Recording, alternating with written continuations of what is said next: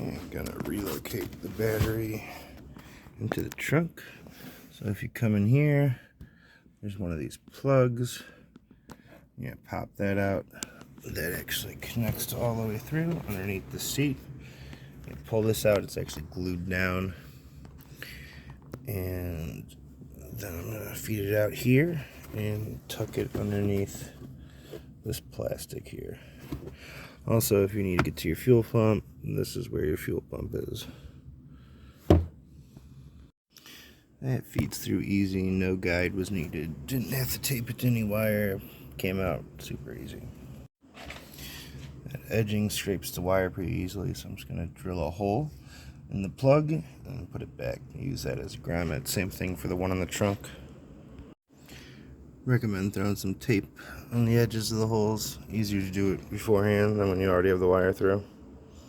So I feed it up through here, back through this plastic, and around through there. And that's going to be tucked all the way under this plastic all the way. But before I do that, I want to double check my length and make sure that it actually makes it to where I need it before I struggle to tuck that whole thing. And I'm going to come all the way through here, run it up, and run it through the firewall. This is the passenger side. And we're going to pull this thing off. It's just two flathead plastic screws. And it's going to come off. There it is. So, tape this up. Make sure you snip the end. It'll poke through easier. Once you get it through, so you can see it over here, you're just gonna back it out a little bit and then take a flathead screwdriver and that rubber grommet under there and poke it out a little bit, and then it pulls through super easy. Alright, for the negative ground, we undid this clip, went right here, sort of in the back of the trunk, tied a string, pushed the string through, tied it over here, pulled the bolt through. I'm gonna sand this down and use that for the negative. So I got a two-way box here to connect to the stock power. I cut these two, splice them, stick them in here.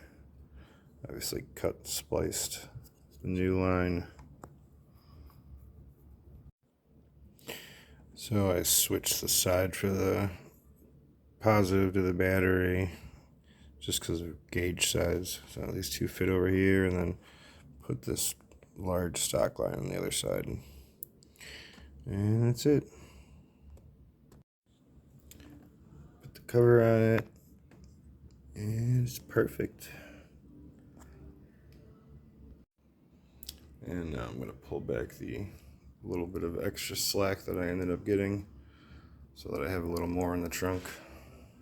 So I wasn't sure I was going to be able to get the bolt through there from over here, but so I fished it in first. But now that I know that it works, I definitely recommend just sand this area first and then put the bolt in. And now we're going to test fit everything. Power.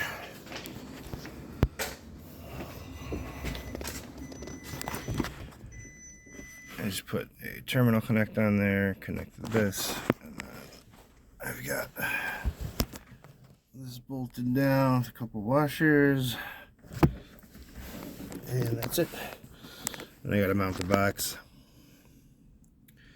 in another video.